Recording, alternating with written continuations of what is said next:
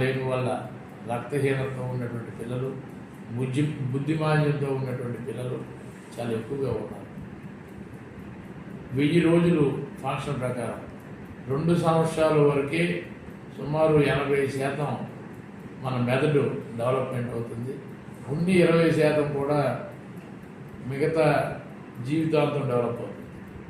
కాబట్టి పిల్లల్లో ఈ పోషకాహార లేమితో సరైనటువంటి పోషక విలువలు ఉన్నటువంటి ఆహారాన్ని అందించి ప్రతి పిల్లలు కానీ బాలబాలికలకి అందరికీ కూడా మెదడు ఇంప్రూవ్ చేసి వాళ్ళ తెలివితేటలు నైపుణ్యాన్ని పెంచి సృజనాత్మకమైనటువంటి విలువలతో నేర్పించాలని ఈ పథకం ప్రవేశపెట్టడం జరిగింది.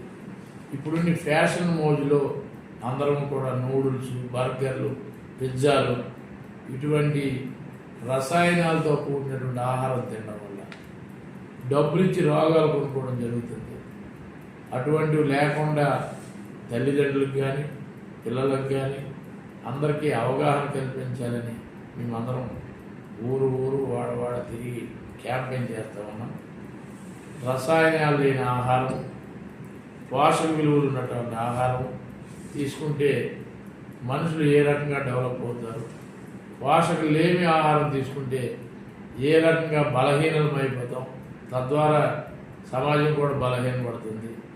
ఇవన్నీ మనుషులకి అవేర్నెస్ తీసుకుని ఈ పోషణ పక్కవాడ కార్యక్రమంలో ఇది భాగస్వాములమై ఈ నిరంతర ప్రక్రియలో మేమందరం కూడా అందరికీ అవేర్నెస్ కల్పిస్తున్నాం. అందులో భాగంగానే ఈవేళ మండల కేంద్రంలో ఈ పోషణ పక్కవాడ కార్యక్రమం చేయడం జరిగింది.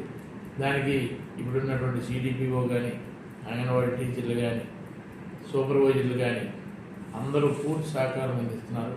అలాగే బాలింతలు, గర్భిణీ స్త్రీలు, గ్రామస్తులు దీనికి పూర్తిగా ఈ అవేర్నెస్ కార్యక్రమానికి స్పందిస్తూ ఉన్నారు. దీనివల్ల చాలా హ్యాపీగా ఇంతమంది టెండర్లో కూడా గ్రామాన ఈ పోషణ పక్కవాడ కార్యక్రమం విజయవంతం చేస్తూ ఉన్నాం. విజయవంతం చేసినందుకు మేము చాలా గర్వపడుతూ సంతోషిస్తాం. అందరికి 100% బాగా పనిచేస్తుంది.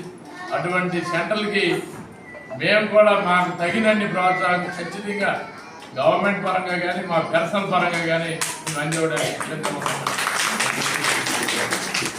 మరి ముఖ్యంగా మీకు తెలుసు, ఈవేళ మీరు అన్ని సర్వేలు ఫాలో అవుతున్నారో లేదో నాకు తెలియదు. మీరు సర్వే తీయండి, మెడికల్ సర్వే ఉంటుంది.